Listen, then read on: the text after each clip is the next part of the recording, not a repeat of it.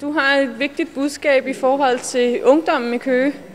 Ja, det synes jeg da, fordi vi har jo i den senere tid, og endda over temmelig lang tid, oplevet stigende problemer med utilpassede unge.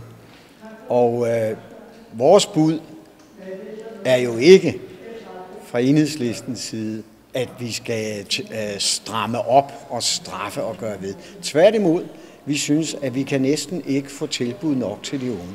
Og noget af det, vi især peger på, det er, hvor farligt det er at nedlægge ungdomsklubber ude i de lokale områder. Vi er udmærket klar over, at der er blevet taget fine tiltag, blandt andet med tapperiet, men synes, at det kan ikke stå alene.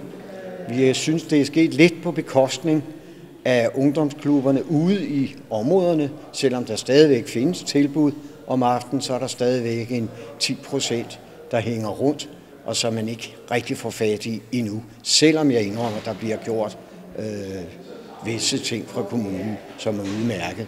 Men vi mener, at vi skal videre af den vej, og ikke med straf og så videre. Hvad tror du konsekvensen bliver for de unge, hvis det er, at man sådan skærer ned og for eksempel begynder at lukke ungdomsklubber ude i de sådan mindre lokalsamfund?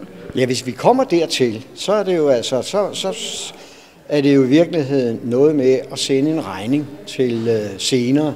Fordi så får vi jo folk, unge mennesker, der skal passes uden for hjemmet, og vi ved, hvor rasende dyrt det er, når unge mennesker ikke kan være hjemme. Og vi får narko og kriminalitet, som også er enorme byrder for samfundet. Så derfor er det bare at skrive sig selv en regning ud i fremtiden. Dårlig investering. Simpelthen. Hvad i forhold til, at Køge har en meget ung borgmester? Tror du ikke, at hun er opmærksom på de unges behov? Absolut, og det er der også hende, der står bag tapperiet, og det er en succes. Men vi mener bare, at det er sket en lille smule måske på bekostning af det lokale engagement, de lokale tilbud. Det der med, at man har måske en idé om, at det, der foregår i tapperiet, er ikke lige noget for mig i aften, og så går man og hænger rundt. Selvom man har muligheder for at komme sammen med andre unge mennesker, så er der måske for langt. Og det er jo et problem.